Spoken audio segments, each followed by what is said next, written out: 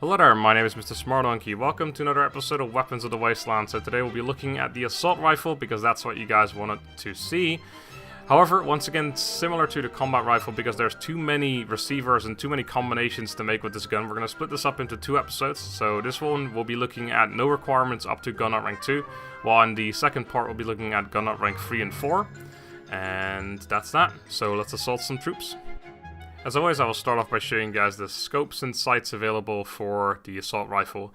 But since we're only doing the no requirements up to gun nut rank 2, I will only be showing you guys the scopes and sights available for those ranks, basically. So first of all, the standard sights, you actually sort of put them into the sun, because they're really hard to see. I actually don't like these very much at all. When it's dark like that, you can barely see what's going on. Then we have the regular reflex sight, and then we have the reflex sight with the circle, my, once again, personal favorite. And then we have the scope. This is also has no requirements. This is a short scope, and then the other scopes we'll be getting into in the next episode. As always, before we can start performing upgrades, we have to know what the weapon is like without any upgrades. So the short assault rifle, that is the basic weapon, rather than a regular assault rifle. Statistics are 30 damage, which is pretty good. It's a very similar gun to the combat rifle, even in all of its upgrades and such as well. It has a lot of upgrades, which is why I'm of course splitting it up into two separate episodes.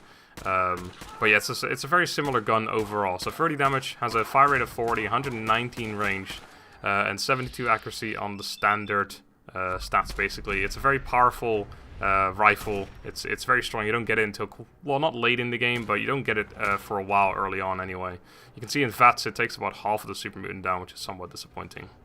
So now that we've seen the short assault rifle in action, which is a very awesome gun to use, we're going to start performing some upgrades. So as I said, we're doing two separate episodes for the assault rifle. This first episode, there's not going to be a whole lot of differences in the weapons, because there's a few things that I basically can't upgrade yet, because they require gun nut rank 3 and 4, which is similar to what the way the combat rifle worked, basically.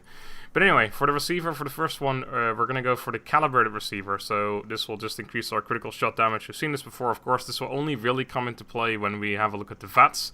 You'll see the difference mostly when we get to VATS, but still. Put the calibrated receiver on there. So for the barrel, we're going to put up a long barrel. So this gives us superior range and sighted accuracy, also better recoil, but poor hipfire accuracy. I think the hipfire accuracy with this gun, because later on we're going to be making automatic weapons as well. Even with the automatic ones, I think the range, accuracy, and recoil is just too important. So we're going to stick to the long barrel for all of these as well, in this episode anyway. But yeah, long barrel, you can see these ones require gun nut rank 4. The stock we can't upgrade. This all requires gun nut rank 3 and 4. Magazine we can't upgrade because it requires gun nut rank 3 and 4. The sights, we're going to go for the reflex sight circle. Because again, personal favorites. If you want to have a scope on there, please feel free to do that. If you want to have the reflex sight regular on there, please feel free to do that. And all the other ones, of course, require gun nut rank 3, 4, and science.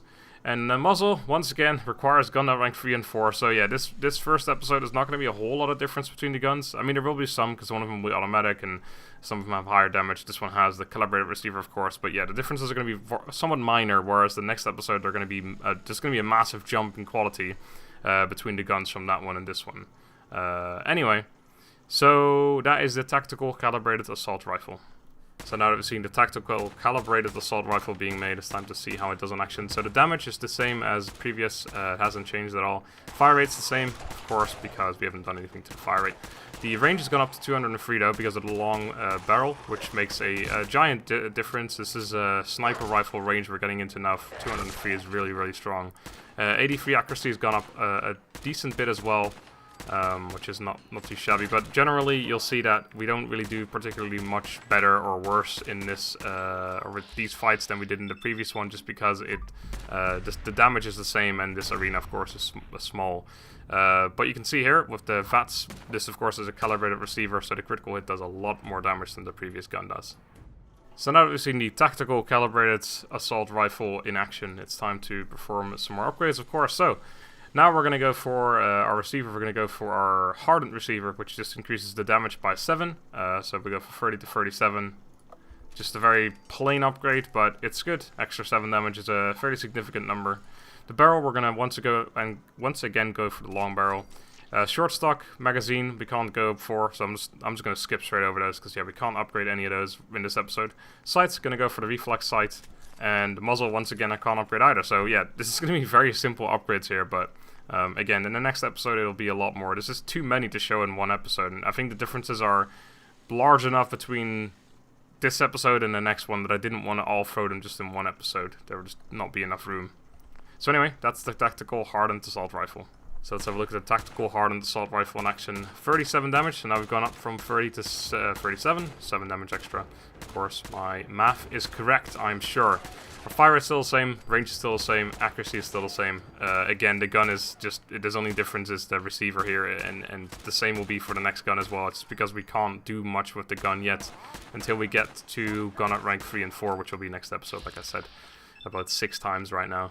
But anyway, you can see it does a little better than the previous gun in the regular fights, but in VATS, of course, it does a little bit worse because it's no calibrated receiver like the previous gun is. So we've now seen the tactical hardened assault rifle in action. It's time to do something that's a little different. This is the only gun that's really quite substantially different from the other guns that we've seen so far, because we're going to go for the automatic receiver. So this gun requires gun at rank 2, or, well, I mean, this receiver does. Besides that, the gun is going to be, once again, the same as the other ones.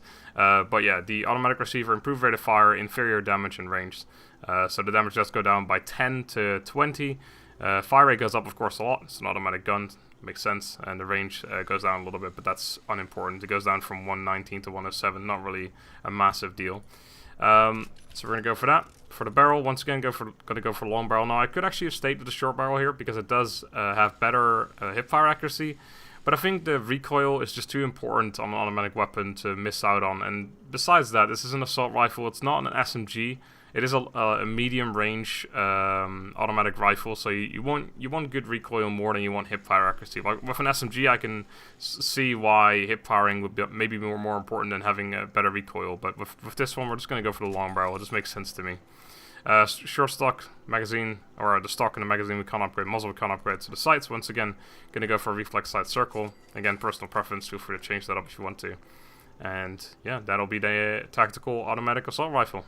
And last but not necessarily least, the tactical automatic assault rifle. Let's find out how it does in action. So this gun was actually quite fun to use because the recoil control already is quite good. I am actually quite excited to see how it will do in the next episode when we get the better stocks and things like that I can actually deal with the recoil even more. When we get drone magazines, things like that, this rifle is probably going to turn out being extremely powerful, because you can see it does very well. I actually miss a bunch on the super mutant here, but a second clip goes in entirely. You can see how fast he goes down from a bunch of shots to the chest and head area, and it just does tremendously well. In VATS, however, it's extremely disappointing.